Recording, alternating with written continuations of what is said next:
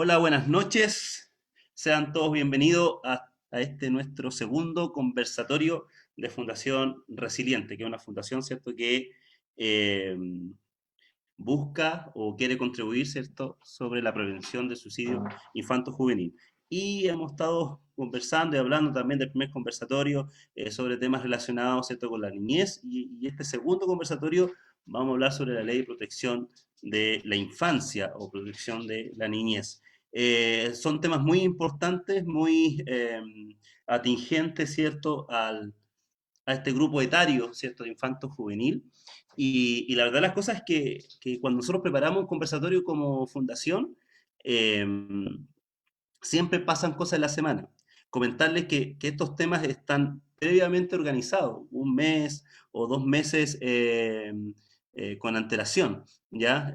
Tenemos un programa de conversatorio que los queremos hacer una vez al mes, ahí le vamos a estar avisando a través de nuestras redes sociales, pero justo cuando está en la semana que queremos hacer ese conversatorio pasa algo. ¿Ya? El primer conversatorio que se trató de la educación sexual integral, justo en la semana pasó a sala en la Cámara Baja y este fue rechazada y eso también fue un tema también de conversación en la instancia que tuvimos hace un mes atrás. Y ahora también nos estamos preparando de la ley de protección de la infancia y pasa también la situación que pasó a mediados de semana en un hogar de Sename de dos chicos, dos adolescentes en Talcahuano, en donde hay diversas opiniones, ¿cierto? Ahí ustedes también pueden comentar en nuestro Facebook Live su apreciación, su opinión, también consulta, que también lo podemos colocar ahí dentro del panel. ¿Ya?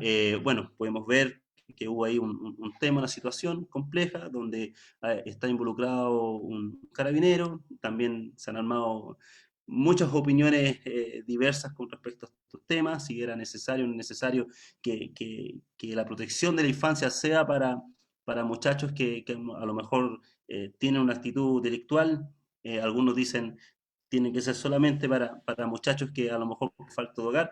Entonces hay un debate bien interesante que sería bueno también discutirlo en este conversatorio y también quizás al final de esta instancia en las consultas, ¿cierto?, de sus, perdón, en la respuesta de sus consultas, ¿ya? Así que vamos a presentar al panel que, que vamos a tener este día. Muchos se repiten también el plato, como se dice, del primer conversatorio y para nosotros es verdad que es un honor y un orgullo poder tenerles, así que voy a presentar y le voy a pedir también que mientras yo los voy anunciando, vayan encendiendo también sus cámaras, ¿ya?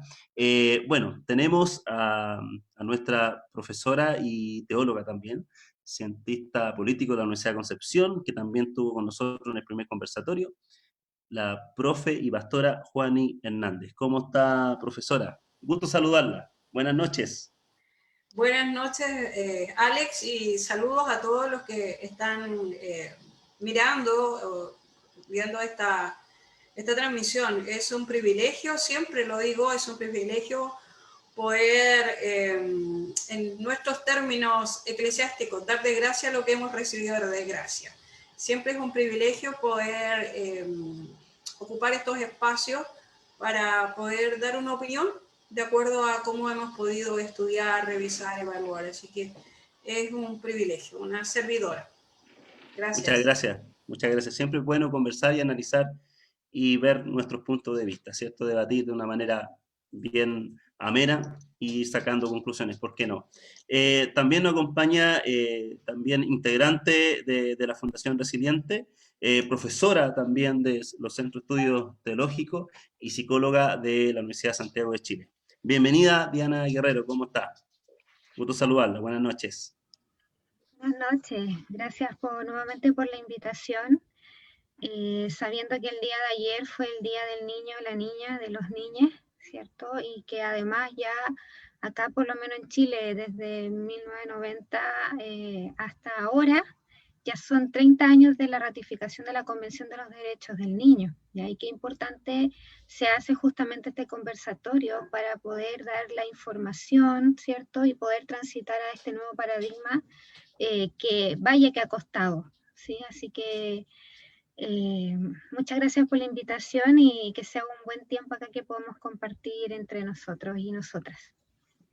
Gracias a usted por aceptar la invitación y como dice, una buena instancia porque a veces los niños se dejan un poquito atrás y acá le queremos dar también su espacio, ya que la importancia también de ellos dentro de esta sociedad. Y por eso queremos hablar también sobre este tema, lo quiero repetir porque no tenemos la wincha, que vamos a hablar sobre el tema de la ley de protección de la infancia. Y bueno, y para eso claramente tenemos que tener a una persona que maneje estos temas desde el punto de vista legal. Así que quiero pedirle también que encienda su cámara a nuestro abogado, digo nuestro, siempre lo quise decir, que también es parte de la fundación, a Víctor Ramírez, abogado de la Universidad Central de Chile. ¿Cómo estás, Víctor? Bienvenido, buenas noches. Hola, buenas noches, Alex.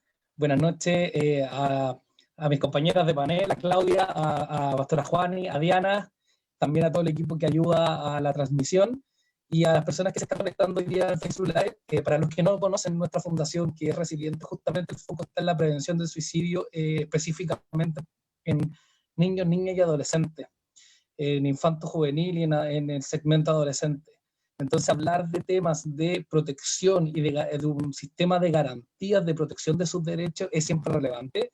Y algo que creo en lo personal, siempre es bueno conversar de los temas. Entre conversar y no conversar de los temas, siempre va a ser mejor conversar de los temas y mucho más si se hace desde el respeto, desde el profesionalismo y desde el respeto y la dignidad del ser humano. Así que agradecido otra vez de la invitación y qué bueno que podamos conversar de este tema. Bien, me gustó esa palabra, también lo estuvimos conversando la semana de la dignidad. Qué importante eso de la dignidad. Yo estaba pensando en la semana, disculpe que me voy a alargar en la presentación, sobre cómo tratamos al otro, qué situación está pasando el otro. Por ejemplo, tú, Víctor, no sé, por ejemplo, tú atiendes un pronto Copec y viene una persona todo así, sulfurada, ya dame esto otro. Y esa persona claramente le va a afectar mi trato. Entonces, qué importante valorar a cada quien, a cada persona que pisa esta tierra. ¿Ya? Así que es muy importante esa palabra que tú destacaste de la dignidad. ¿Ya? Y bueno, también tenemos a otra profesional, amiga también, que se agrega también al panel, tiene mucho también que aportar, psicóloga de la Universidad Andrés Bello, también tiene un magíster, un diplomado también con respecto a temas de infanto juvenil, y así que para nosotros es un orgullo tenerte, Claudia Barros. ¿Cómo estás? Muy buenas noches, bienvenida.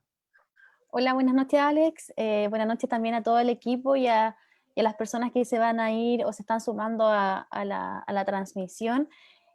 Es un agrado estar con ustedes en este espacio que principalmente es para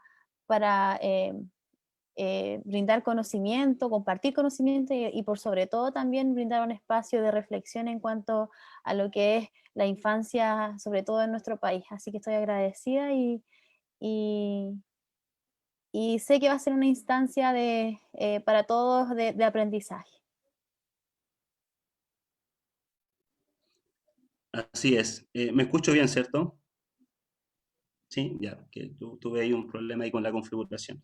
Eh, así es, claro, va a ser una excelente instancia, como fue el primer conversatorio. Son temas muy atingentes, pero como decía también la profe Juani en el primer conversatorio, lo que uno trata acá es poder educar, ¿ya? Educar, instruir de una manera bien respetuosa sobre distintos puntos de vista y claramente nosotros somos parte de una sociedad y dentro de una sociedad hay leyes, ¿ya? Y eso también lo vamos a comentar. Bueno, dejar invitados a todos los que nos están viendo y están pasando por ahí, que se puedan quedar. Es un tema muy relevante lo que vamos a conversar sobre la ley de protección de la infancia. Ya nos están llegando algunos comentarios, los vamos a leer al final y al final vamos a dar una instancia de una ronda, ¿cierto?, de poder contestar las preguntas y nuestros profesionales, ¿cierto?, van a estar ahí a la disposición del que quiera hacer la consulta. Lo bueno ahora es que vamos a estar un poquito más tranquilos porque el toque de queda se trasladó a las 12. Entonces tengo un poquito más de tiempo para ir a dejar a nuestro director, que quiero también saludar a Giovanni Ramos, que nos está aquí ayudando en los controles. Eh, Sin él esto tampoco podría funcionar, así que ahí está atento también a todo lo que está sucediendo. Y bueno, y vamos a partir con este conversatorio. Eh,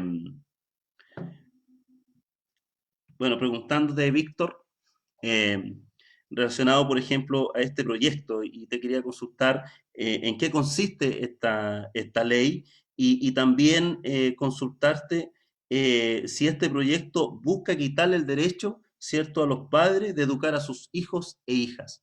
¿Qué piensas tú de esto, Víctor? Hola de nuevo a todos. Bueno, hablar de este proyecto y como íbamos señalando, Alex, el proyecto lleva por nombre el sistema que ley que crea el sistema de garantías de derechos de la niñez. Eh, es importante dar a conocer, tal como para los que no se conectaron en el primer conversatorio, que un proceso de formación y de aprobación de una ley no es un proceso sencillo y tampoco es un proceso rápido, va a depender de las urgencias, de los trámites constitucionales. En particular, Alex, contar a todos que este proyecto fue ingresado al Congreso en el año 2015, y siendo el 2020 han pasado 5 años sin que esto se apruebe. Ya en algún momento más adelante vamos a hablar de cierta cronología del tema de la defensa de los derechos de la niñez. Nos daremos cuenta cuál es el contexto en el que surge. Yo me quiero referir un poquito al fondo de esto, señalarle a todos que esto se encuentra actualmente en un segundo trámite constitucional. Esto quiere decir que va a depender de las urgencias que se vayan poniendo por parte del Ejecutivo y cómo vaya siendo la discusión en las comisiones, para que esto se discuta en sala y empiece lo mismo que pasamos por la Ley de Educación Sexual Integral. Nosotros queremos hablar de estos temas, justamente lo que señalabas tú, los principios que establece, ciertos mitos. También hablamos de los mitos cuando nos referimos a la Ley de Educación Sexual Integral, y decíamos justamente que esto le viene a quitar derechos a los padres. De hecho, te quiero leer que, voy a entrar en la estructura del proyecto, pero quiero leer, la estructura del proyecto tiene varios títulos y varios articulados, pero me voy a referir al título segundo, que plantea los principios, derechos y garantías, que es donde está el centro, el corazón de este sistema de garantías de la niñez. Decirle a todos que esto se concibe como una ley marco, que va a establecer un marco de derechos y deberes de la infancia, y como nos gusta hablar a nosotros, de niños, niñas y adolescentes, de acuerdo a todos los convenios internacionales ratificados por nuestro país. Y uno de los principios, te lo voy a leer, los principios, yo quiero nombrar dos que son muy importantes. El primero que nos vamos a hablar dentro de este conversatorio, y las profesionales sobre todo van a hablar de esto, que es el sistema del principio de la autonomía progresiva del niño, niña o adolescente. Ya voy a dejar que se refieran a eso. Eso es algo central dentro de este proyecto, pero lo voy a leer textual. Un segundo principio que se establece es el deber preferente de los padres y madres a orientar y educar a sus hijos. Entonces, mira, es el segundo principio que leemos, junto con el de la autonomía progresiva, que es polémico, pero el segundo principio justamente se refiere a que los padres tienen el deber derecho de ser quienes orienten y eduquen preferentemente a sus hijos. Entonces, aquí también se nos empieza a desbaratar ciertos mitos de que vamos a sacar de la educación de los niños a los padres, lo que no ocurre en la práctica con este principio. Señalarte que junto con estos principios obviamente se reconocen otros que ya están incorporados en nuestro sistema legislativo, como son el interés superior del niño, el derecho a ser oído, el derecho a la vida, el derecho de libertad de expresión, libertad de participación.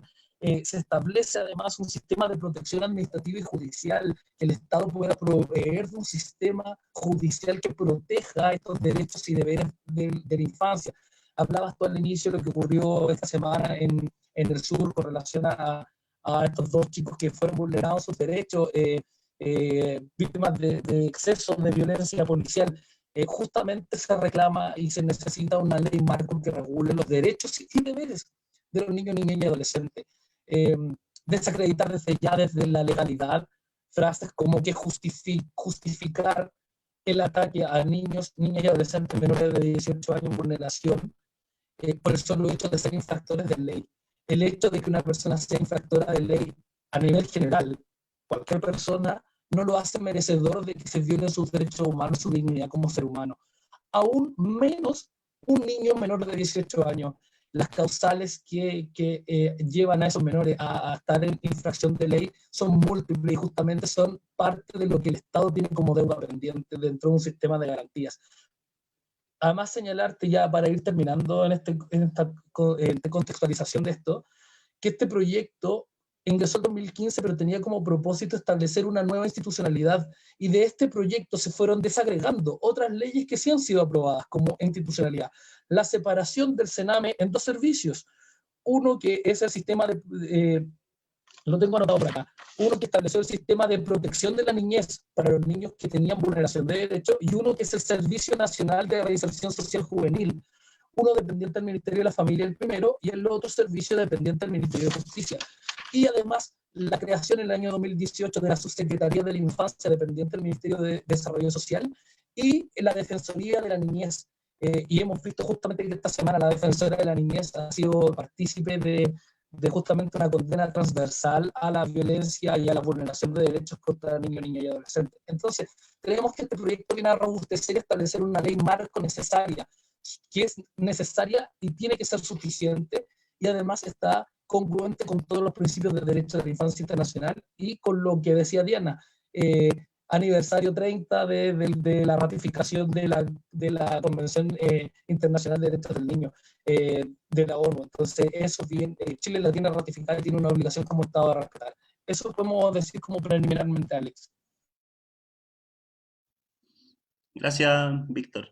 Qué interesante, o sea, bueno, en cualquier orden de cosas siempre hay opiniones muy diversas. O sea, lo que a mí me sorprendió de un ex canciller que dijera cosas así que prácticamente personas que tienen este problema quizá delictual o que están con ese NAME no deberían tener como casi el derecho de estar dentro de una institución. ¿Ya? Y ahí claramente está fuera de todos los cánones de derecho humano. Y lo hablábamos también en la interna sobre la dignidad. Creo que todos merecemos también dignidad, y también tú lo comentaste bueno, de una forma mucho más diplomática, ese concepto. Gracias, Víctor. Bueno, vamos a seguir teniendo también la participación de Víctor para que también nos explique también otras cosas.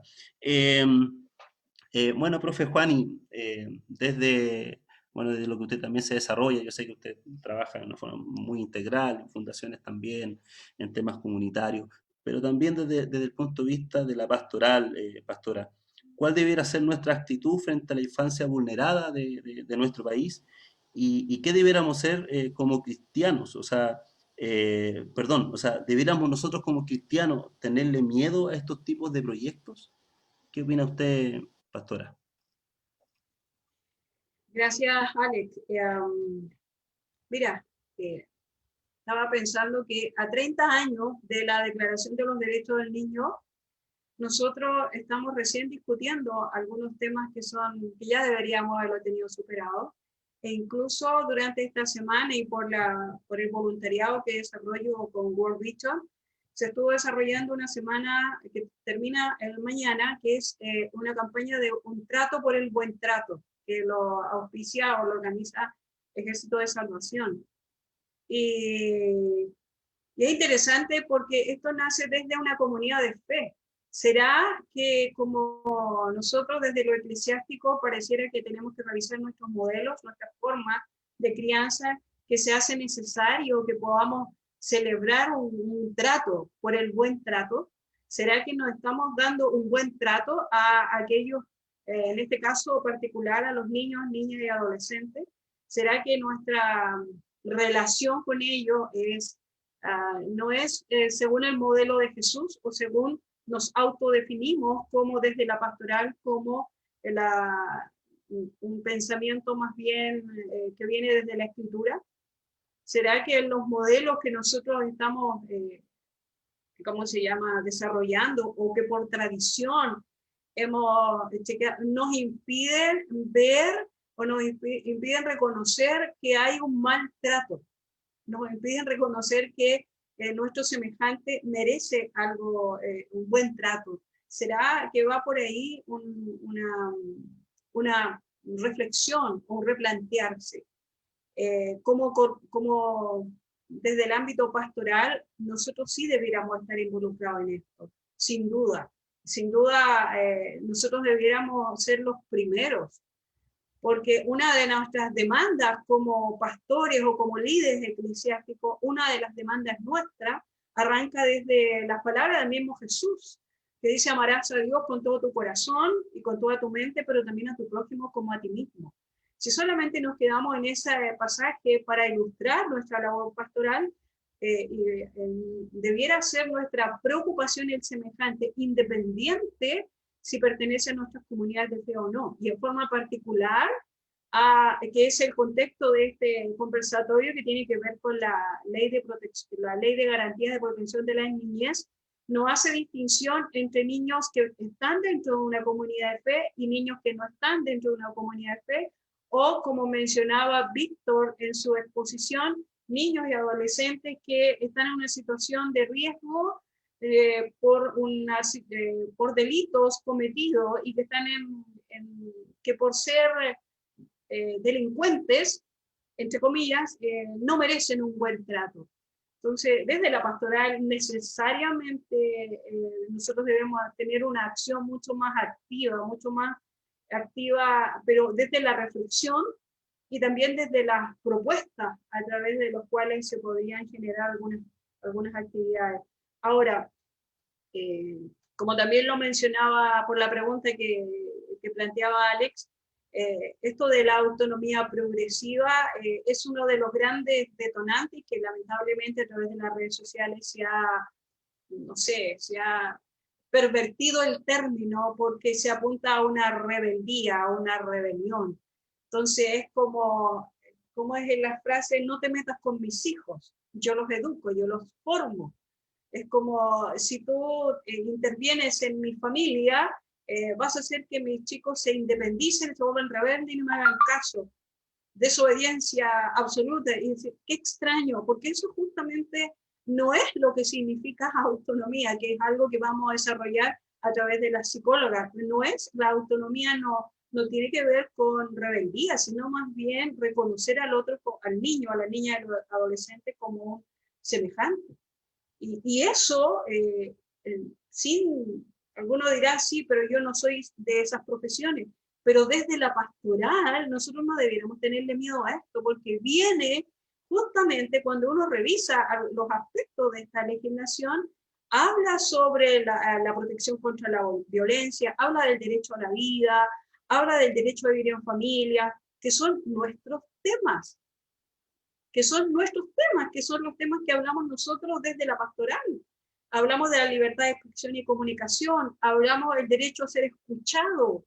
O sea, si nos diéramos el tiempo desde la pastoral, yo me hago cargo de eso, para leer el contenido de este proyecto de ley, encontraríamos muchas acciones, muchas propuestas que están muy relacionadas con nuestra labor. Así que no deberíamos tenerle miedo.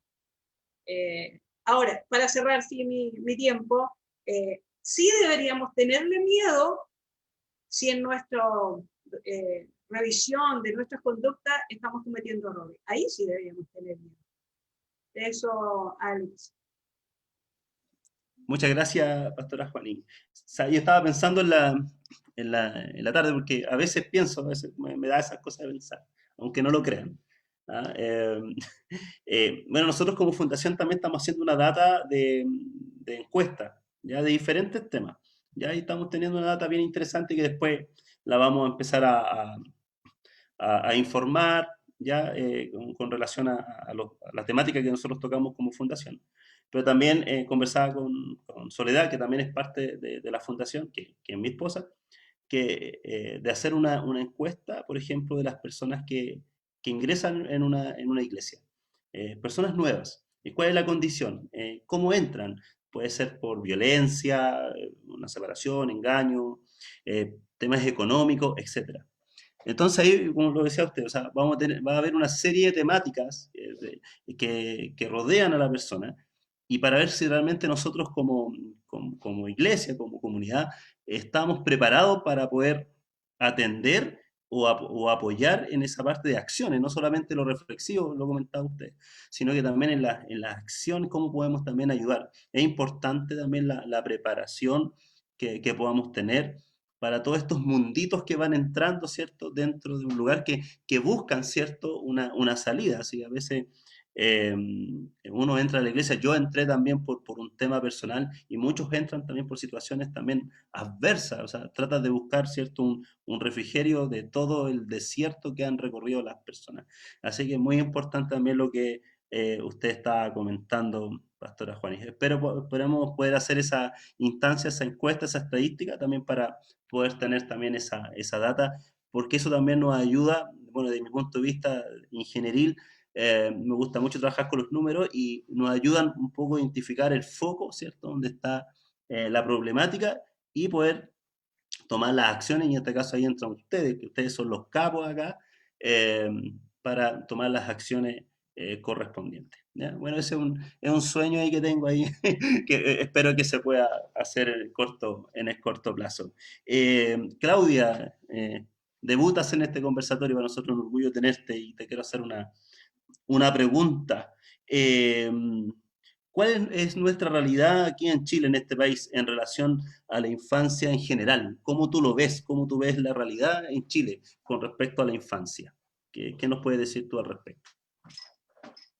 Bueno, la verdad es que hoy día sabemos que la representación social de la niñez y de la adolescencia que domina nuestra cultura y sobre todo nuestro país está atravesando un complejo proceso de deconstrucción y reconstrucción permanente en un escenario precisamente conflictivo y algunas veces contradictorio, y sobre todo considerando el contexto social que estamos viviendo en nuestro país. Y por así decirlo, también la crisis a nivel nacional con respecto a lo que significan los derechos, la protección de los derechos de los niños. Y bueno, para para ir pensando un poco con respecto a la infancia, si hiciéramos una revisión más o menos bibliográfica, podríamos ir viendo que la infancia queda como fundamentada como una construcción histórica que termina de ser elaborada entrando en la época de la modernidad. O sea, podríamos decir que la infancia no es algo natural, sino que es una elaboración histórica y de un contexto en particular.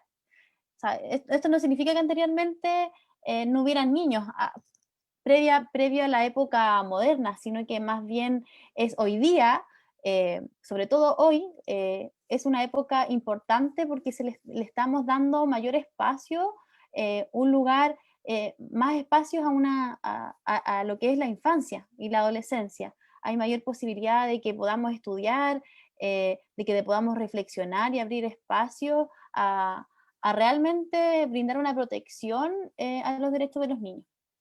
Y bueno, si seguimos revisando un poquito con respecto a lo que es el concepto histórico de la infancia, hay algunos autores que conceptualizan un poco la infancia de que esto ha ido adquiriendo mayores grados de libertad y de respeto por los niños por parte de los padres y la sociedad, ¿sí? Entonces, sobre todo son importantes la familia y fundamentalmente la escuela, porque estos cumplen un rol central en lo que es la consolidación y la reproducción y concientización de lo que es la infancia, ¿sí? Entonces, pero sabemos que pese a que el rol de la escuela y el rol de la familia y el rol del Estado es importante, sabemos que hay ciertas desigualdades, ¿sí? Sabemos que no todos los sujetos tienen el mismo acceso a la institución escolar, por ejemplo, o no todos los que acceden, por ejemplo, tienen los mismos recursos, los recursos suficientes para permanecer en la escolarización. Entonces, por este motivo, las diferencias que se establecen en el interior de esta categoría de la infancia, entre aquellos que tienen acceso a la escuela, hay una diferencia entre aquellos que tienen acceso a la escuela y hay otros que por así decirlo, hay una exclusión de aquellos que no pueden tener como esta escolarización o este ordenamiento social, por así decirlo. Y es lo que hablábamos previamente con respecto a los niños o adolescentes infractores de leyes, ¿cierto? Entonces, a nivel cultural, y no solo en nuestro país, van apareciendo dos imágenes diferentes respecto a la niñez, ¿sí? Que coexisten a nivel cultural. Y en nuestro país, por ejemplo, tenemos la imagen del niño que está en sujeto de desarrollo con un potencial de futuro, con derecho a la protección y al disfrute de su infancia, a quien se le apuesta como un futuro ciudadano, ¿sí?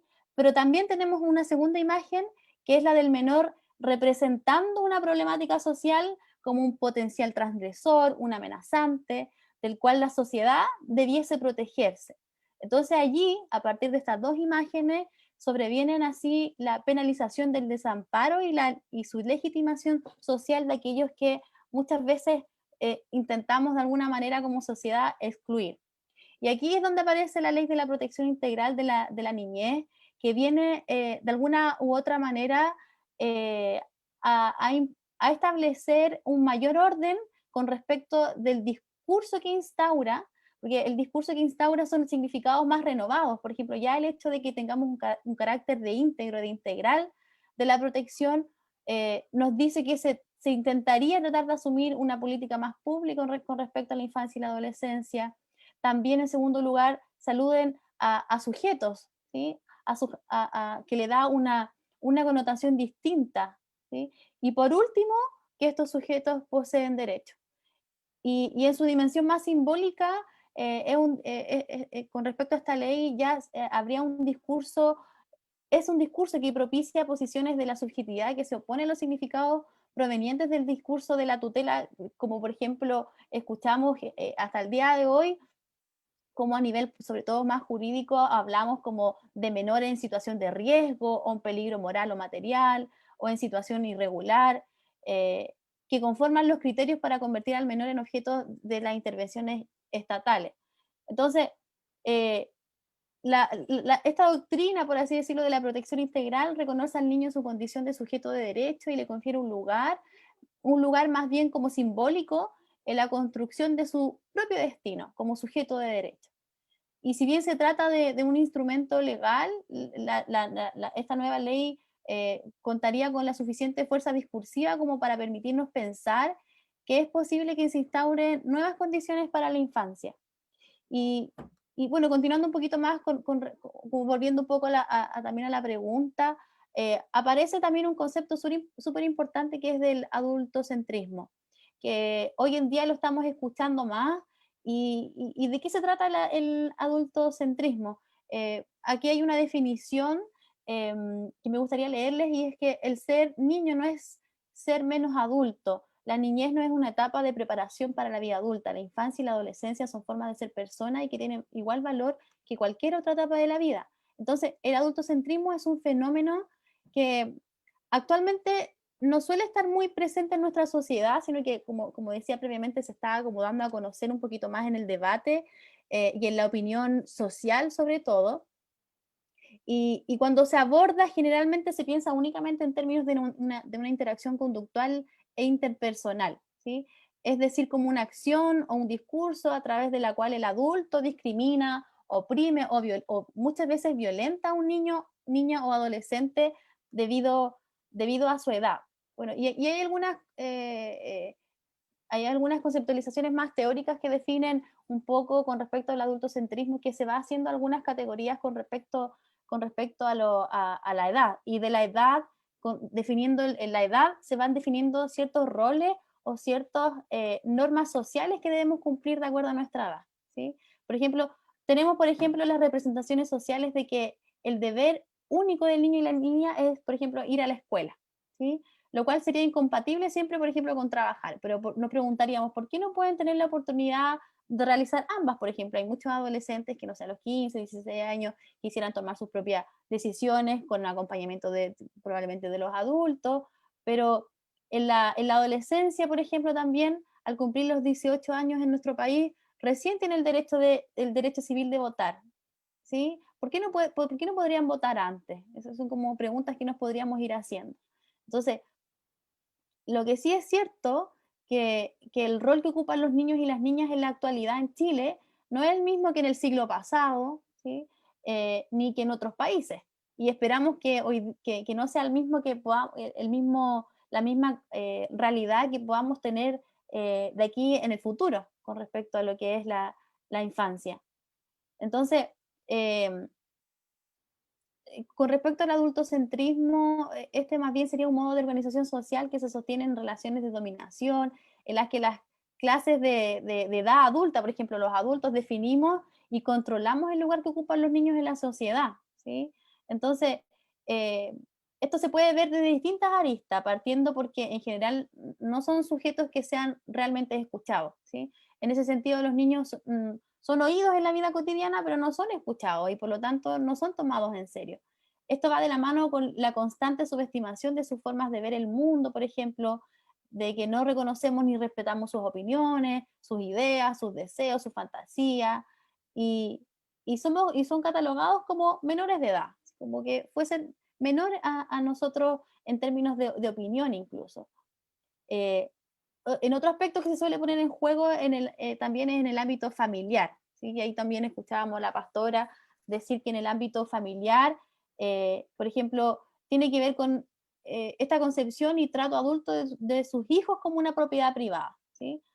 O sea, en la familia, por ejemplo, o los padres, escuchamos mucho el decir que son mis hijos, que yo los crío como yo sé, como yo quiero, como a mí me han enseñado. Y se les ubica a los niños y adolescentes en un lugar pasivo y subordinado en el que deben aceptar todo lo que el adulto o adulta les impone, cosificándolos casi.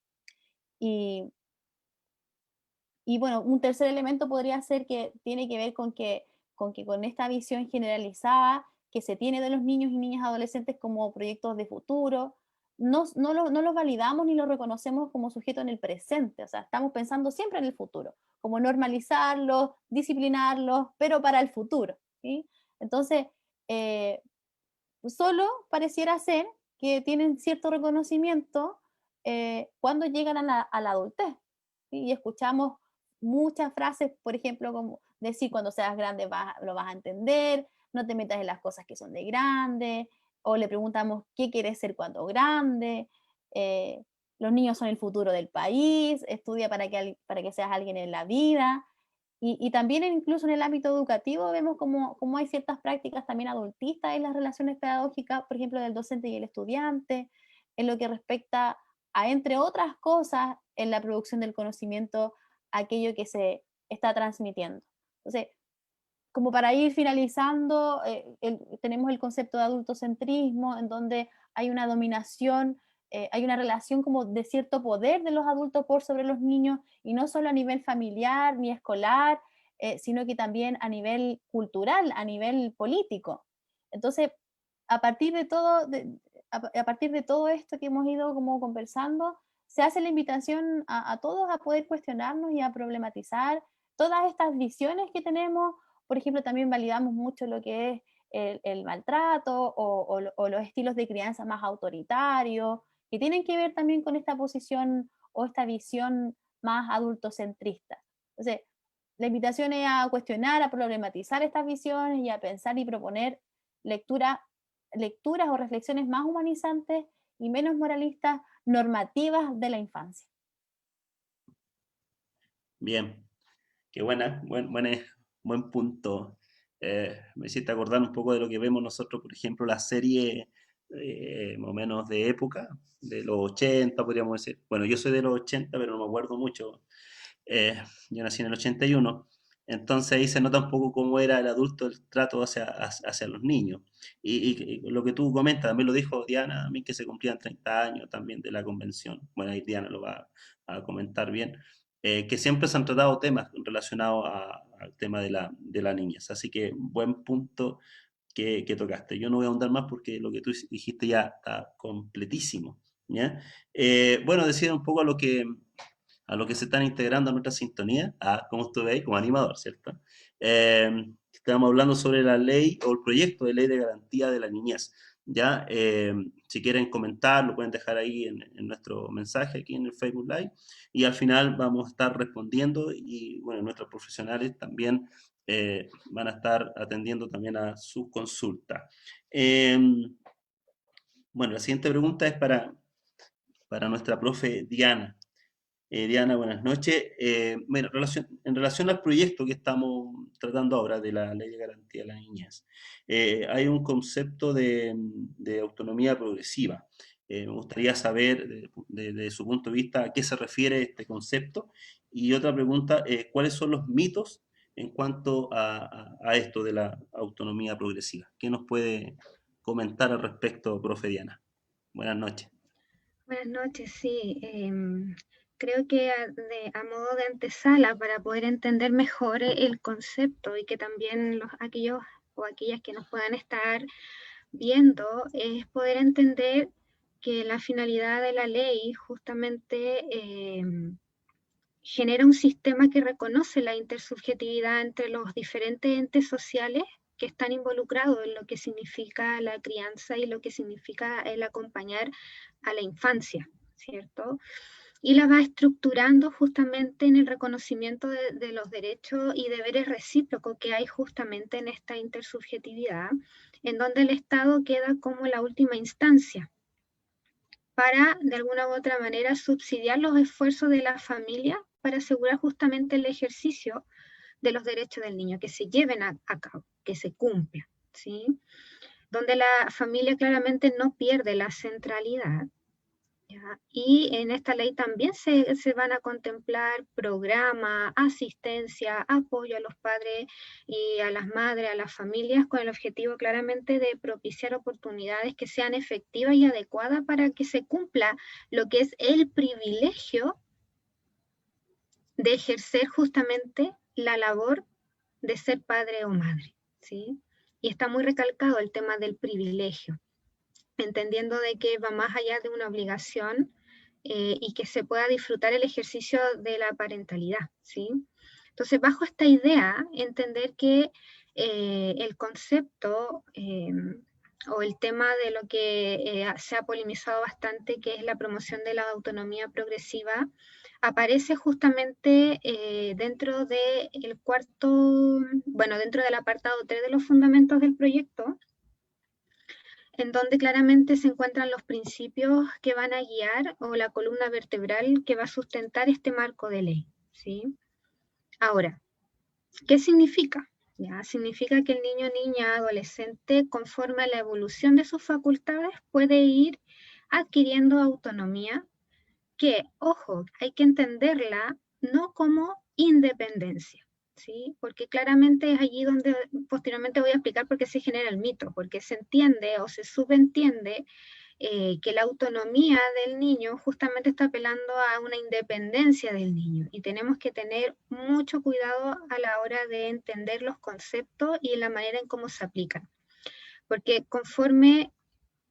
debemos de ir entendiendo que conforme el niño va adquiriendo, ¿cierto?, estas facultades, esta autonomía en sí misma tiene que ser entendida no bajo nuevamente el concepto de la independencia, que es hacer las cosas por mí mismo, por mí misma, porque no queda de otra. No tuve un adulto, no tuve a un padre, una madre, un cuidador que me ayudara a transitar por mi crecimiento, que me diera las herramientas para poder ir adquiriendo las herramientas justamente para adquirir mi autonomía, sino que más bien me quedé desamparado, desamparada, y tuve que ser independiente porque por mí mismo no tenía otra forma para poder sobrevivir.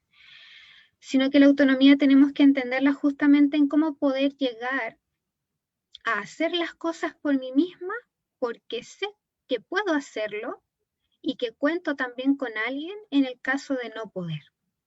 ¿Sí? Y es allí claramente que en su definición se requieren a los adultos responsables, a las figuras titulares, para que acompañen justamente en esta autonomía progresiva, que me estén dando las herramientas.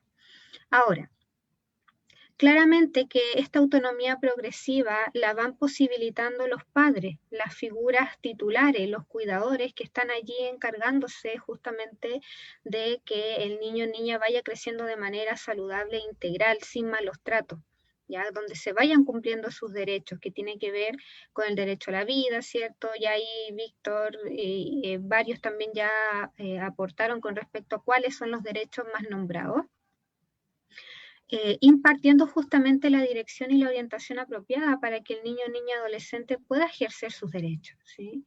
Porque tenemos que ir entendiendo que la medida en que se va desarrollando como persona, ya no como objeto, ¿cierto? Como muchos lo han entendido, puede ir disfrutando, puede ir entendiéndose justamente que se vaya promoviendo un desarrollo saludable e integral que pueda ir teniendo el niño, niña, adolescente. Ahora, el mito justamente radica allí, donde se confunde la autonomía con la independencia. ¿Ya? Un niño o niña, si llega a ser muy independiente, quiere decir que sus padres hicieron mal la pega. ¿Ya? Donde lo dejaron solo, lo invisibilizaron, sus necesidades emocionales fueron invisibilizadas, lo más seguro en ciertas familias puede aparecer cubrirlo económicamente, pero emocionalmente hay mucha negligencia y mucho abandono emocional, que también son formas de maltrato, y que van generando más bien que una autonomía progresiva, una independencia del niño o niña, donde se va gestando la rabia, se va gestando el odio, el enojo, y es allí donde se manifiestan estas conductas más bien desafiantes, donde el adulto claramente demoniza al niño, niña, adolescente y lo transforma como el enemigo. ¿Ya? Lo normal es que los niños o niñas sean dependientes de sus padres, porque aún no está completamente desarrollado todo su cerebro, todo su sí mismo, y se está formando y necesita de los adultos, de las figuras titulares para poder tener ese acompañamiento. Y estas figuras claramente tienen que ser fuente de seguridad, de contención, donde el niño recurra a ellos cada vez que haya un problema o haya algún peligro o amenaza. Entonces, la autonomía es el camino seguro para el buen desarrollo de los niños o niñas, ya que está bajo la orientación, dirección, ayuda y contención que el niño o niña requiere y que puede vivir en la familia, ¿cierto? Como lugar donde siempre puede volver, ¿ya? Entonces, la autonomía progresiva justamente está adscrita, ¿cierto? Está dentro de este marco de ley porque se entiende bajo esta idea de tener un buen acompañamiento, de hacer al niño o niña visto, no invisible, y que claramente tenga los buenos cuidados para que pueda recibir las herramientas y vaya adquiriendo esta autonomía a lo largo de todo su desarrollo, porque eso es el camino hacia la salud mental. Si no existe eso, claramente hablamos de una independencia donde tiene que sobrevivir por sí mismo, ¿ya? Y queda desamparado justamente y se sigue perpetuando la cadena del maltrato.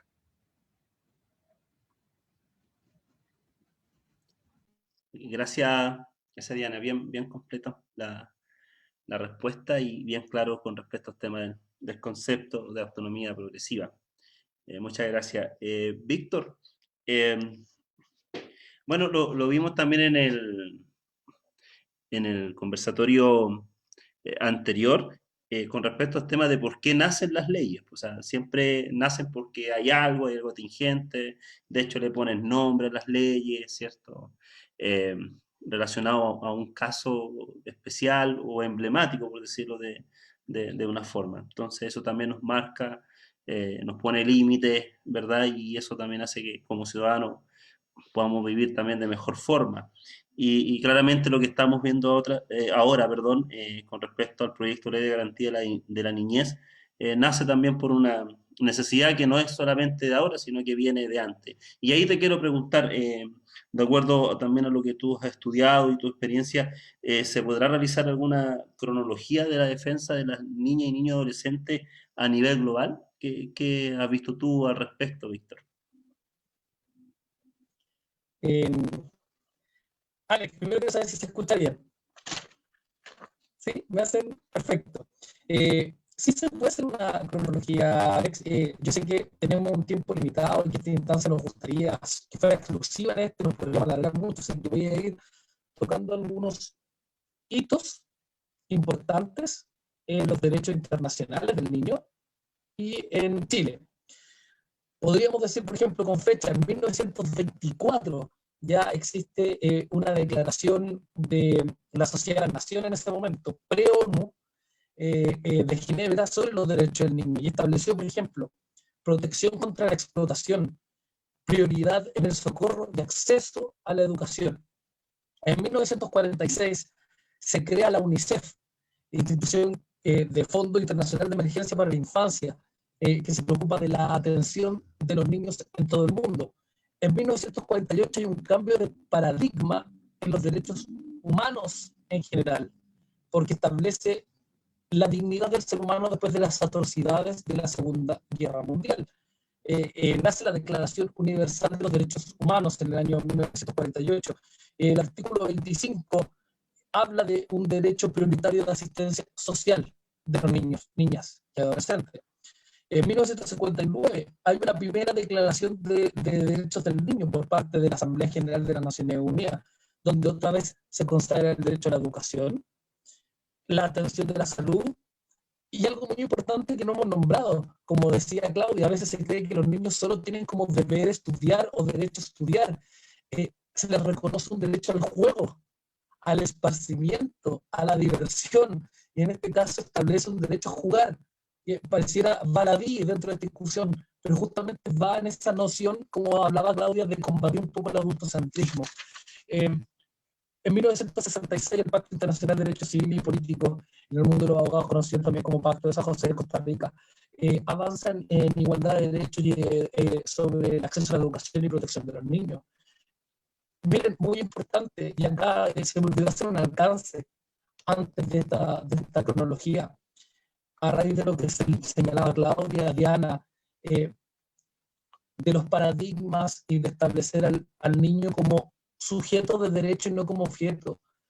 Señalar que esto lo conversamos en los ensayos. En Roma, el pater familia tenía una verdadera patria potestad, que eso es un resabio de la institución jurídica que tenemos hasta el día de hoy en materia civil, que le daba incluso poder de decisión de muerte de sus hijos sin ninguna justificación, porque se entendía que los niños eran parte de la propiedad privada del pater familia.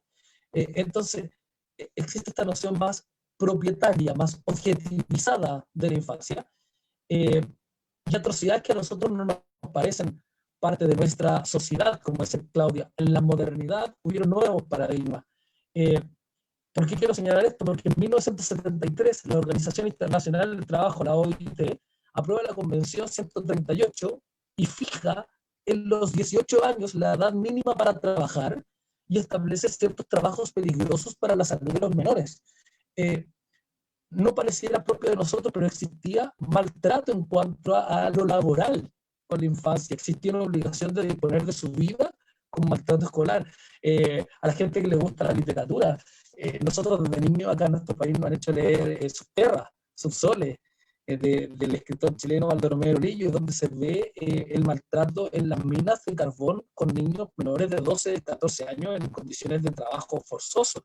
Entonces es importante, imagínate, en 1973 recién vino un reconocimiento de la OIT. El gran hito en materia de derechos de la infancia fue en 1989, cuando la Asamblea General de Naciones Unidas aprueba la Convención Internacional sobre los Derechos del Niño, que viene a cambiar justamente este foco, este paradigma, y establece un catálogo marco de derechos y deberes, y establece que el niño es sujeto de derechos. Ahí nosotros saltamos a la cronología en Chile de estos derechos del niño. Existe una ley de menores del año 1967. Existe la creación del Servicio Nacional de Menores, SENAME, en 1979, pero justamente el hito que cambia el paradigma también es la ratificación, como decía Diana, ya hace 30 años, de justamente esta Declaración Internacional de esta Convención Internacional sobre los Derechos del Niño. La ratifica Chile en el año 1990.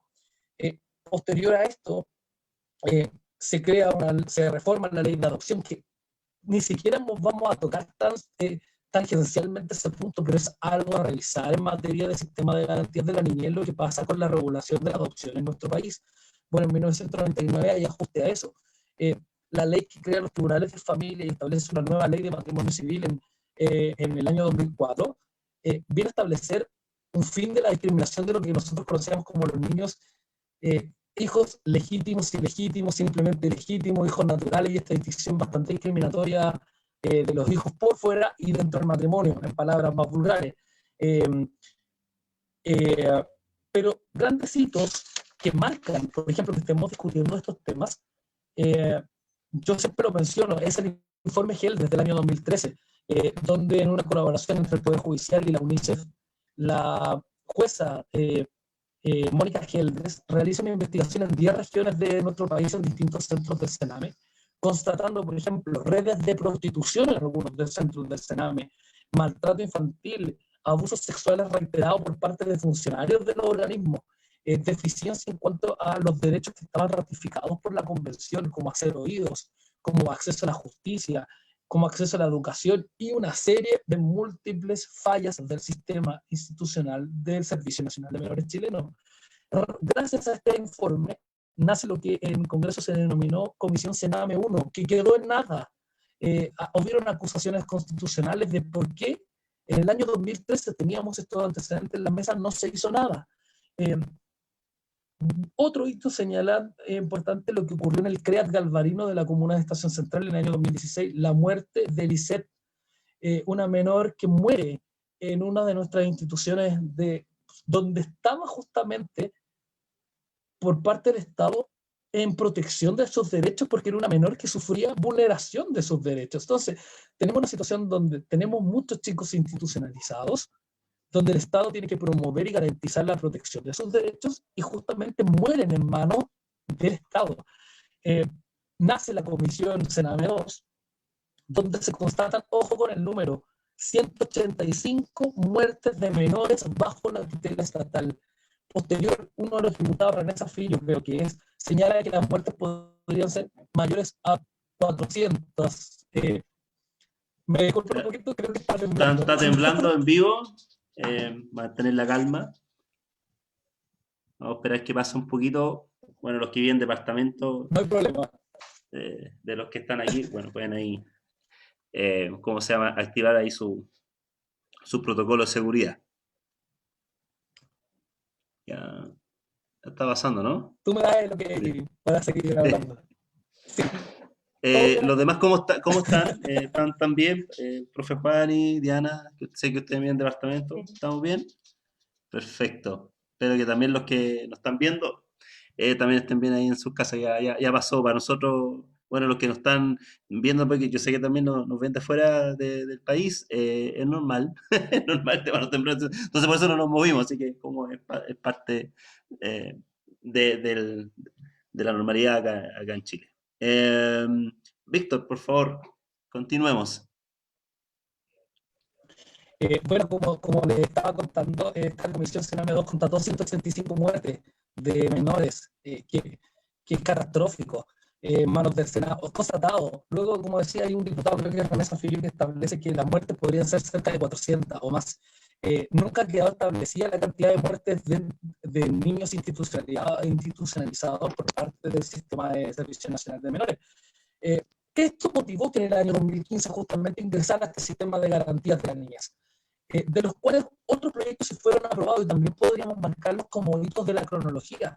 En el año 2014 existió una política nacional de convivencia escolar, hay una ley de violencia escolar en el año 2011, pero fundamentalmente se creó una institución denominada la Defensoría de la Niñez en el año 2018, donde Patricia Muñoz fue elegida por 5 años para establecer la primera institucionalidad de este servicio.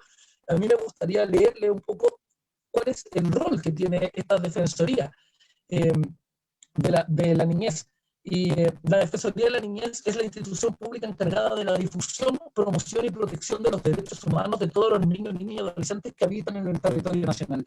Institución que fue creada en el 2018. Yo invito a todos los que nos están escuchando, y también sé que van a seguir escuchando después cuando esto se quede en la plataforma. Tenemos más, incluso auditores, podría decir, no sé cómo se dice, participantes después, que revisen lo que he ido señalando, la Convención de los Derechos del Niño de la ONU, revisen la página de la ONU, la UNICEF, la misma página oficial de la Defensoría de la Niñez, que tiene toda la normativa que tiene que ver con la infancia en nuestro país, donde hay gente que dice, yo no conozco el tema. Bueno, están las instituciones que generalmente ponen la historia, las cronologías, y ponen sus propias legislaciones. Busquen la ley de familia que creó los tribunales de familia.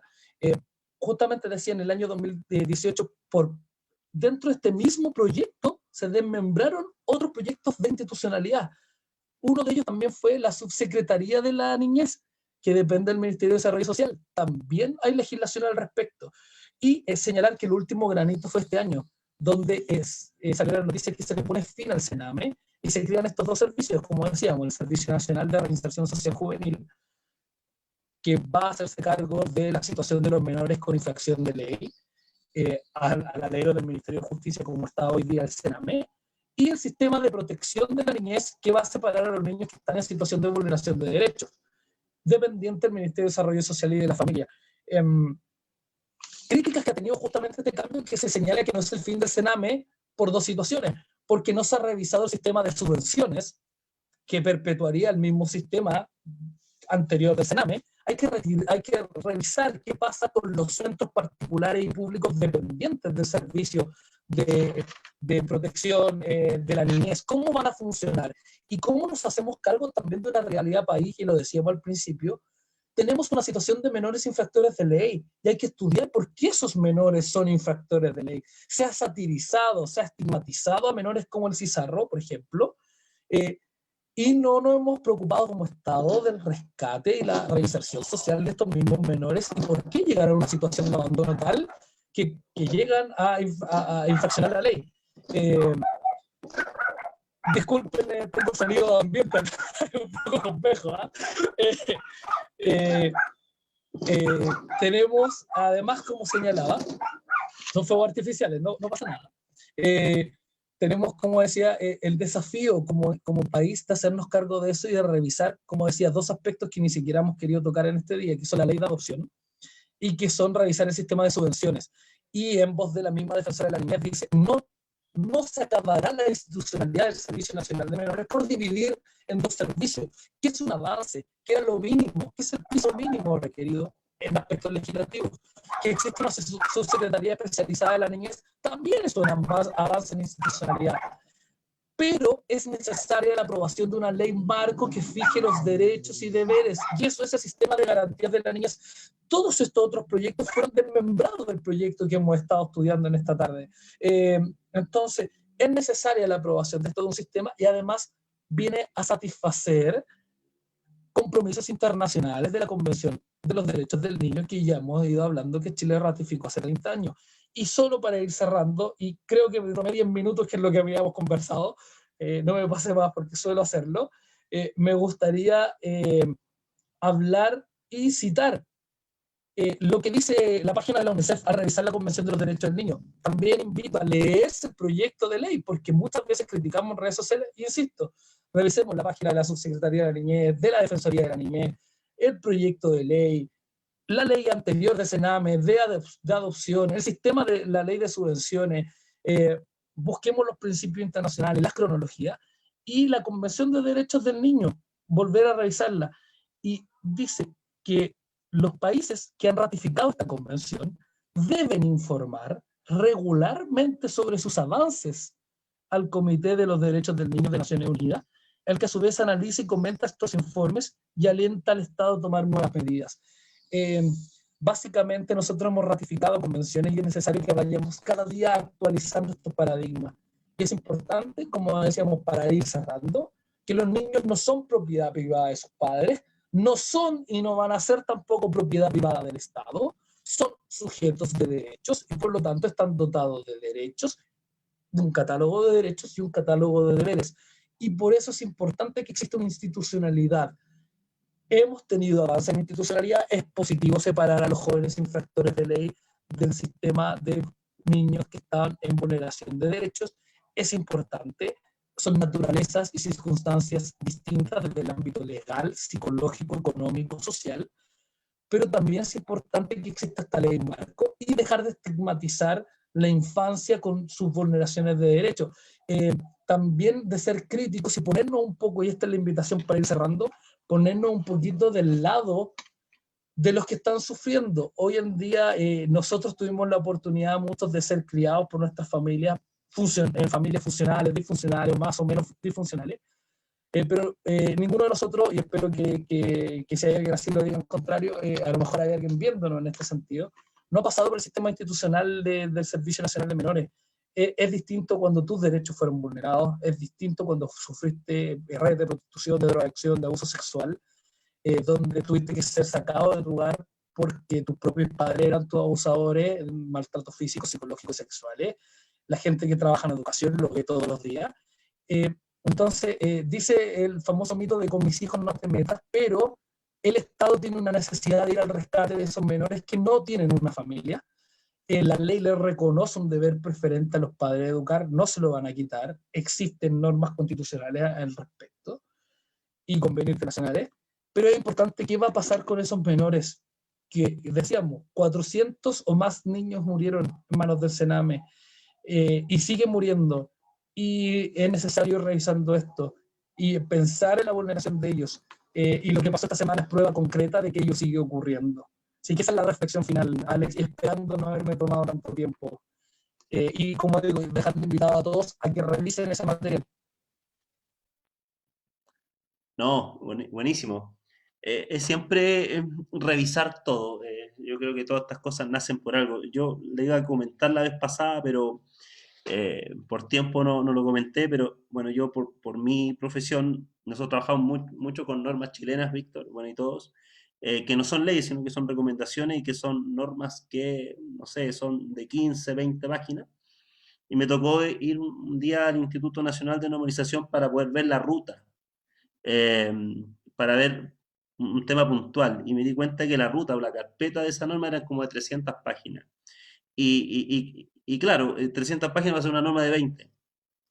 Entonces ahí habían, no sé, reunión, habían ensayos, muestras, infinidad de cosas para poder hacer una norma de 20 páginas. Entonces las leyes también, un poco comentaba Víctor, y citó muchas cosas, claramente, todo este tema que conversabas tú, Víctor, se van después construyendo esta ley que claramente es muy necesaria para los niños. Y bueno, y para todos, digamos, en sí, también para los padres. Creo que el tema de la niñez es un tema muy importante. Nosotros todavía hoy en día vemos que son muy vulnerados, no se trata con la dignidad que a lo mejor se debería tratar.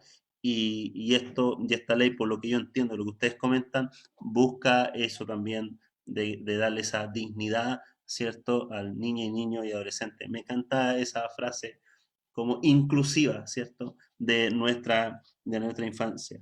Ahora vamos a tocar un tema súper clave. eh, Qué bueno que no lo responda yo. Lo va a responder ahí nuestra profesora querida Juani.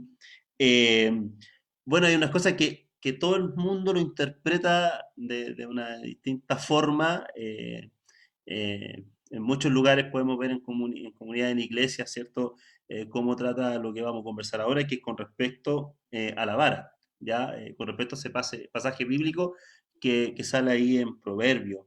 Y le quisiéramos preguntar, pastora, ¿cómo debiéramos entender el pasaje bíblico donde se habla el tema de la vara? ¿Ya? Y por otro lado, ¿cómo, y desde su punto de vista, ¿cierto? ¿Cómo debiera ser la crianza de nuestros hijos e hijas hoy en día? Ya con todo el contexto que estamos viviendo, claramente. ¿Qué nos puede decir al respecto, Pastora Juan?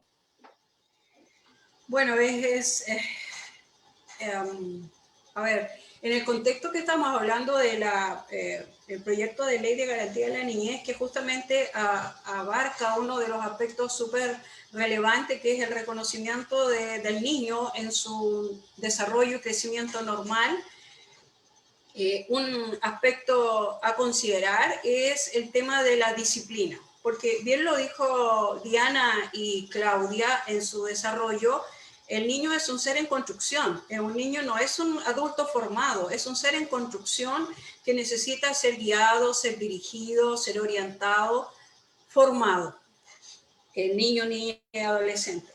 Pero lamentablemente en el ambiente eclesiástico o desde las comunidades de fe, hemos recibido una tradición que podríamos encapsularla en la premisa: golpeando se educa, o que maltratando se forma para la vida. Eso está muy internalizado en nuestras comunidades de fe, este concepto de que para poder formar tengo que castigar, que para poder educar tiene que ir acompañado con un elemento punitivo, casi agresivo a veces, para corregir. Cuando vamos a revisar algunos aspectos, porque tú mencionabas, Alex, el libro La Escritura, que como dicen los buenos profesores de hermenéutica, tú a la Biblia le puedes hacer decir lo que tú quieras, pero vas a traicionar el sentido de la Escritura. Y eso sería ya no una explicación correcta, sino algo muy condicionado a lo que tú quieres establecer. Entonces, por ejemplo, estaba revisando algunos aspectos y la mayoría está bajo esta idea de que no hay otro camino para que la necedad, y esa es una palabra sobre la que me quiero detener más tarde, no hay otro camino para que la necedad sea desligada del corazón del muchacho, sino la vara. O sea, no, es condicionante. Si hay necedad, la vara tiene que ir acompañada. Y la vara debe ser aplicada en el cuerpo físico. Es como, wow, dice uno, pero cuando uno dice, pero ¿quién lo dijo? Uno de nuestros líderes espirituales, líderes eclesiásticos, que rescata esta tradición que hemos recibido de golpeando se educa.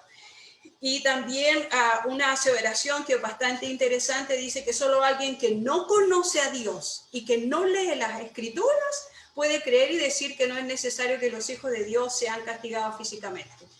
¡Wow! ¡Qué declaración tan para pensarla!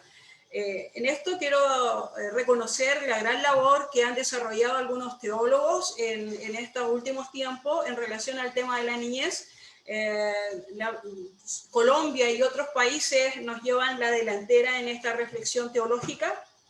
Uno de los grandes teólogos en estos temas es Harold Segura, que es justamente uno de los textos y libros con los que trabajamos en el programa del diplomado. Otra idea es que la autoridad que usa la violencia para imponer la razón es frecuentemente una práctica nuestra. Es como por la razón o la fuerza, diría nuestro emblema nacional, y en cierta manera es, si no quieres aprender, yo voy a aplicar castigo. Porque hemos recibido esa herencia de que golpeando se educa o que maltratando se forma para la vida. ¿Y cuáles son los pasajes? Bueno, Proverbios es el libro que normalmente se cita, y con la explicación de la vara, con este concepto. Pero Chevet, que es la palabra que aparece ahí, que es una palabra hebrea, que normalmente tiene que ver con vara, con garrote, o con palo, o con azote, tiene esta explicación o significancia de que es para castigar, para luchar, para gobernar o para andar. Y esta última idea, para andar, que me sirve para si yo, por ejemplo, el que ha tenido un accidente, tiene que apoyarse en una vara para poder caminar más rectamente, ¿sí? Pero ahí, si ustedes se fijan, el concepto vara no es de castigo, sino de apoyo, ¿sí? Ahora, en varios otros pasajes de la Escritura, en Jueces o en Samuel, en Salmos, vamos a encontrar este concepto de vara, pero también el concepto vara en el Salmo 23, que es uno de los pasajes casi de memoria que uno aprende desde pequeño en el ambiente eclesiástico. La vara no es un elemento de castigo, sino también es de apoyo, es de resguardo. Tu vara y tu callado me infundirán aliento. Entonces, ¿qué podríamos decir nosotros? Que el concepto vara como garrote, como para castigar, depende del contexto en que esté ubicado. ¿Ya? Y ahí entramos en el aspecto más bien del estudio del texto. Entonces, si la expresión vara no es solamente de corrección, sino también es de apoyo, creo que deberíamos replantearnos y releer estos pasajes, y vamos a descubrir que, por ejemplo, cuando se ocupa en Proverbios, se ocupa la expresión de la vara en el 10:13, en el 13:24, en el 19:18 y otros pasajes, está asociado a lo que decía antes, a la palabra necedad.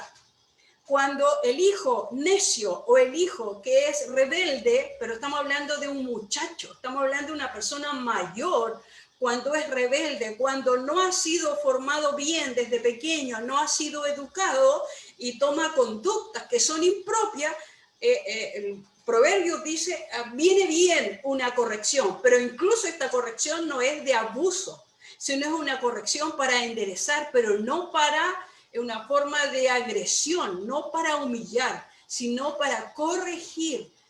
Bueno, el concepto corregir, disciplina, normalmente uno lo asocia a castigo punitivo. No, es para corregir, para educar y formar. Pero lamentablemente hemos enfocado en Proverbio este concepto como que solamente se educa, vuelvo a la premisa, golpeando. Proverbios valida o refuerza que golpeando se educa o maltratando se forma para la vida. Pero nos olvidamos cuando uno inicia el libro de Proverbios, ¿con qué comienza el libro de Proverbios? Habla de sabiduría. Habla de, sobre todo, adquiere sabiduría. Sabiduría ante todo. Dice, ¿cuál es la sabiduría? No de la sabiduría del conocimiento.